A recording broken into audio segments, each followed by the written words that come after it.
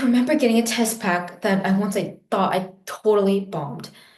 When I saw the grade, it wasn't great, but it wasn't as bad as I had imagined. As I stared at it, I had two options. Focus on the mistakes I had made on the test, or appreciate the parts I got right and figure out how to improve. That's when it hit me. How I choose to view the situation mattered more than the grade itself. Hi, my name is Jessica Sale, and today my topic was perspective. And when I think of perspective, I think back to that test, and I realized the situation itself didn't change. What changed was how I viewed it. And this taught me that the lens, the perspective through which we see the situation and the world, can shape our experiences and our outcomes. This leads me to my interpretation that the way we approach challenges determines whether they hold us back or help us grow and improve. In this speech, I'll explore the way we view situations and how it can shape our lives through three examples. How Viktor Frankl found meaning in an imaginable suffering. How Moana discovered her inner strength by changing how she saw herself. And how Michael Jordan turned failure into a stepping stone for success. My first example is how Viktor Frankl saw and found meaning and strength even in suffering. Viktor Frankl was a Holocaust survivor and author of A Man's Search for Meaning. He endured the horrors of the concentration camp during the World War II. He faced unimaginable suffering and loss, including the death of his family. Yet, Frankl chose to focus on what he could control, the way he experienced his suffering. He decided to find meaning in helping others survive, imagining his future beyond the camps, and holding on to the hope he had. And the shift in how he viewed his circumstances and situation didn't change the harsh reality he faced, but it gave him the strength to endure. His story reminds us that even in the darkest times when we think nothing is possible, how we choose to approach the situation can determine how we come through it and how we get out of that situation. My second example is about how Moana changed her story by changing how she viewed herself. In the movie Moana, the character begins her journey unsure of her place in the world. At first, she views herself as just a girl from a small island, burdened by her responsibilities and limitations from her family. But as her journey unfolds, she starts to see herself differently. Someone brave enough to take risk, resourceful enough to navigate through the ocean herself, and determined enough to save her people on her island. And by changing how she saw herself, Moana gained the strength to achieve what once felt impossible. Her journey reminds us that the stories we tell ourselves and about who we are can either hold us back or propel us forward, just like how Moana found her identity. My third example is about how Michael Jordan turned failure into motivation for success. When Michael Jordan was cut from his high school varsity basketball team, he could have easily given up, but instead, he saw the setback as an opportunity to grow. His attitude turned what could have been a crushing moment to a stepping stone. Jordan often said that he's failed over and over again in life, and this was actually the reason why he succeeded. His story shows us that how we approach failure and setbacks determine whether it becomes a block on our wishes or a path forward. So, in this speech, I talked about how Viktor Frankl found meaning even in suffering, how Moana discovered strength by changing how she saw herself, and how Michael Jordan turned failure into a foundation for success. And when I think back to that test I thought I had failed, I realized that the grade itself wasn't what mattered. It was how I decided to view it. Because the way we approach challenges shapes the way we grow. And so, the next time you face something difficult or challenging, remember this. The situation itself may not change, but how you choose to approach it and how you choose to view it will define what you gain from it.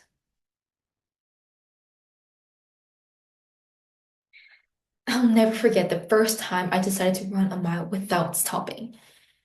For a lot of people, that may not sound like a big deal, but for me, it felt impossible. I'd never been that much of a runner, and every time I started, I'd stop after a few minutes. But one day, I decided to push past the discomfort and see if I could do it. The moment I crossed that mile mark, I literally jumped up and down with joy.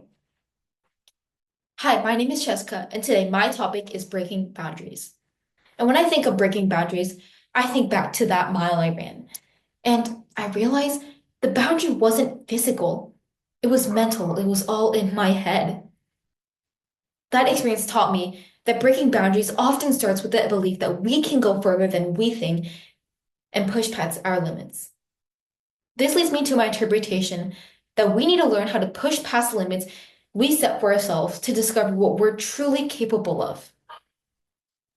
In this speech, I'll explore how breaking boundaries changes lives through 3 examples.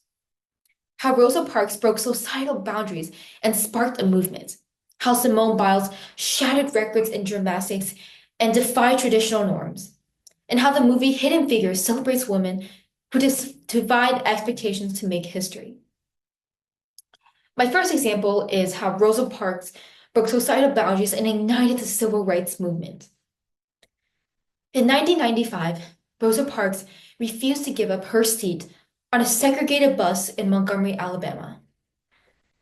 Her decision wasn't just an act of defiance, it was a boundary breaking moment that challenged deeply ingrained societal norms. Rosa Parks' courage to stand up to injustice inspired the Montgomery bus boycott, a year-long protest that led to the Supreme Court ruling to desegregate buses. Rosa Parks reminds us that breaking boundaries often means facing discomfort and opposition. My second point is how Simone Biles shattered athletic boundaries and redefined gymnastics. Simone Biles is often described as the greatest gymnast of all time, but her journey to the top wasn't without challenges. She grew up in foster care before being adopted by her grandparents, and she faced lots of criticism throughout her career for breaking traditional norms in gymnastics. Yet, she didn't let those boundaries define her. Instead, she invented moves so difficult that judges struggled to score them. Biles became the most decorated gymnast in history by refusing to let anyone limit her potential. Her story shows us that breaking boundaries isn't just about winning, it's about redefining what's possible for yourself and others. My third example is how the movie Hidden Figures celebrates women who broke boundaries to science and society. The movie Hidden Figures tells a true story of 3 women, 3 Black women who worked at NASA during the space race to discover the moon. At a time when both racial and gender boundaries were deeply entrenched in society, these women overcame countless obstacles to contribute to some of NASA's greatest achievements, including the orbital flight, the calculations, which were so precise that Glenn insisted she personally check the math before his mission. Their story reminds us that breaking boundaries often requires perseverance and courage, but also proves that change is possible when people dare to take challenge in life. So, in this speech, I talked about how Rosa Parks broke societal boundaries to fight for justice, how Simone Biles redefined the limits of her sport, and how the women in Hidden Figures proved that boundaries. I'll never forget the time I convinced my parents to let me switch sports teams because I thought the other team had better coaches, better players, and way cooler uniforms. I was so excited to join them, but after a few weeks, I realized something. The practices were disorganized, the players weren't welcoming, and the coach barely knew my name. I ended up missing my old team, but by then, it was too late. Hi, my name is Jessica, and today my topic is the grass is always greener on the other side. And when I think of this topic, I think back to my decision to switch teams. And I realized how I overestimated what I was moving toward, how I underestimated what I was leaving behind. This experience taught me that we often idealize the things we don't have while undervaluing the things we do. This leads me to my interpretation that chasing after what seems better can make us overlook the value of what we already have. In this speech, I will show you how this idea applies through three examples. How Woody from the Toy Story learns how to appreciate his place, how Chuck Nolan in Castaway discovers the value of what he took for granted, and how social media fuels the illusion for greener grass on the other side. My first point is how in Toy Story, Woody learns to appreciate what he already has. In the movie Toy Story, Woody feels threatened when Buzz Lightyear enters Andy's life. Woody sees Buzz as competition and becomes consumed with jealousy, thinking Andy will no longer value him as a favorite toy. But over time, Woody learns that his worth isn't tied to being the favorite, but being part of the larger purpose, Andy's happiness. By the end of the movie, Woody realizes that trying to protect his own spot in Andy's heart was unnecessary. He finds greater joy in working with Buzz to bring Andy happiness. And Woody's story reminds us that the grass isn't always greener when we focus on competition. Sometimes we just need to value what we already have. My second point is Chuck Nolan in Castaway and how he shows the value of appreciating what we take for granted. In Castaway, Chuck Nolan survives a plane crash and ends up stranded on a deserted island. At first, his focus is entirely on survival, and he dreams of escaping back to civilization. But as time passes, Chuck begins to appreciate the small things he once took for granted. Food, companionship, and even the imagining friendship of a volleyball named Wilson. When he finally returns home, he's a changed man, valuing every moment of connection and comfort he once overlooked. Chuck's journey shows us that sometimes we don't realize the true value of what we have until we lose it. My third example is social media and how it often creates the illusion of a greener grass. I mean, we've all been there, scrolling through Instagram and seeing someone on a perfect beach vacation or getting the newest tech gadget, and suddenly feeling like our own lives aren't really enough. But what we often don't see are the struggles behind those posts, the hard work, the stress, or even the fact that they may not be as happy as they appear. Social media creates a highlight reel that makes the grass on the other side look greener, but it's not always real. It's a reminder that instead of comparing, we should focus on what brings us joy in our own lives. So, in this speech, I talked about how Woody from Toy Story learned to appreciate his place in Andy's life, how Chuck Nolan in Castaway discovered the value of the smallest things he once took for granted, and how social media creates illusion of greener grass by only showing us the highlight reels of other people's lives. And when I think back to switching sports teams, I realized it wasn't just about missing my old team. It was about understanding that what I thought I wanted didn't compare to what I already had. Because when we constantly chase what seems better, we risk overlooking the things that truly makes us happy. And so, the next time you find yourself longing for something else, pause and reflect on what you already have. Who knows? You might find that the grass isn't always greener on the other side. It's just waiting for you to see it.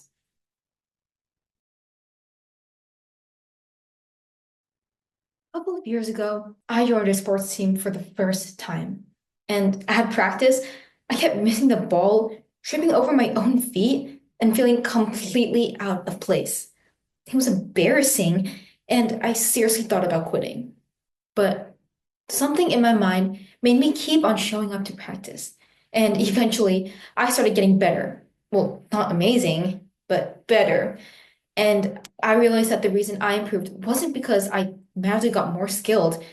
It was because I didn't give up. Hi, my name is Jessica. Today, my topic is the quote, "Success is not final. Failure is not final. It is the courage to continue that counts," by Winston S. Churchill. And when I think of this quote, I think back to my experience on that team. I realized that failing wasn't the issue. It was my willingness to keep on trying and keep on showing up to practice that made all the difference. This taught me that pushing forward, no matter what, is truly what leads us to progress. This leads me to my interpretation that life is about embracing the challenges and the setbacks that come to us as opportunities to grow, rather as treating them as the end of the world. My first example is how J.K. Rowling's story shows that growth comes from challenges. Before becoming one of the most celebrated and famous authors of all time, J.K. Rowling faced a lot of challenges. She was rejected by publisher after publisher and should have easily given up on her dream of sharing her story. But instead, she pushed forward, using each rejection as motivation to refine her work and keep on going. Her persistence paid off when Harry Potter and the Philosopher's Stone was finally published, and it went on to inspire millions of readers worldwide. Rowling's journey reminds us that the willingness to embrace and learn from setbacks is key to turning dreams into reality. My second example is how Serena Williams' resilience shows how perseverance creates greatness. Serena Williams is one of the greatest tennis players in history, but her journey wasn't without struggles. Early in her career, Serena faced criticism, injuries, and intense pressure. There were times where she didn't perform as expected, but she didn't let those moments define her. Instead, she trained harder, learned from her losses, and came back stronger. Today, Serena's legacy isn't just about her wins, her victories. It's about the resilience she showed in overcoming every obstacle she faced. Her story teaches us that setbacks are temporary, but the determination to keep moving forward is what leads us to greatness. My last example is in riding bikes. Think about something as simple as learning how to ride a bike. Most of us didn't get it right on the first try. We probably fell off, scraped our knees, and wanted to give up. But with every wobble and every fall, we kept on tried on getting back up, and eventually we found our balance. These moments weren't failures. They were steps along the way to success. And whether it's learning a new skill, getting through a tough school year, or building relationships, everyday life, such as riding a bike, can constantly teach us that the ability to keep trying and getting back up, no matter what, is what matters the most. So, in this speech, I talked about how J.K. Rowling used challenges to fuel her success in life, how Serena Williams' perseverance and resilience turned her setbacks and challenges into victories, and how everyday experiences such as riding a bike can show us the power of resilience and getting back up, never giving up. And when I think back to my first experience on that sports team, I realized that it wasn't just about being the best player, it was about showing up and trying even when I failed. Challenges and failures aren't always the end, they're part of the journey.